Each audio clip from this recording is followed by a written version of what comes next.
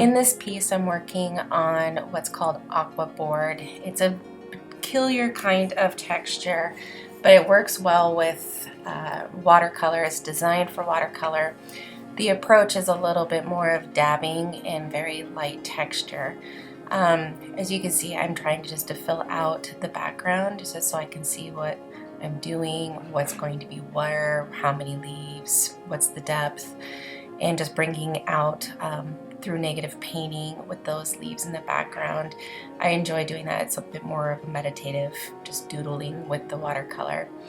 But with the palette, I'm using a lot of my greens. I have about 6 to 8 greens in my palette, so I thought I would use those with some reds and blues to help bring out the darks and the skin tone, and in the leaves just add a little bit more depth. Then I go in, and once it's dried, I'm going to add even more rich colors and saturation. Can't do too many glazes on this board, about 3 or 4, and then it'll start lifting up and you'll have to get really light with it. But I do like the texture that it will provide you if you allow it to do what it wants to do. It's really easy to move the paint around and get your brush strokes, or to correct as well, depending on how watered down your paint is.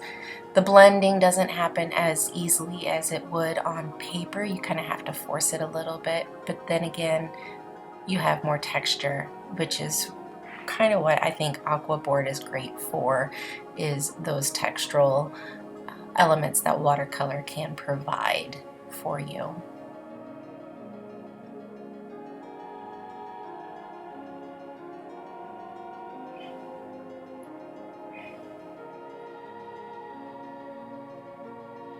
Once the leaves are all done, I start evaluating the composition and where do I need to push things back and bring things forward.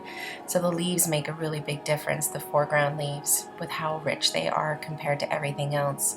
So I felt I really needed to start bringing in more reds and richer violets and blues, just to pull everything around and make it consistent. I wanted her hair to be yellow. She did not want her hair to be yellow, which I'm pleased with the outcome on that.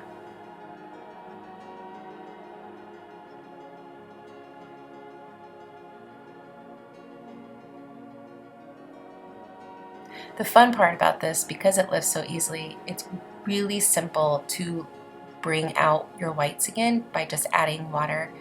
So the fairy dust is just water scrubbing on the Aquabord. Decided to take it a step further and really experiment with that foreground bushes, or flowers, whatever you want to call them. Pulling them out with negative painting. And there's the completion.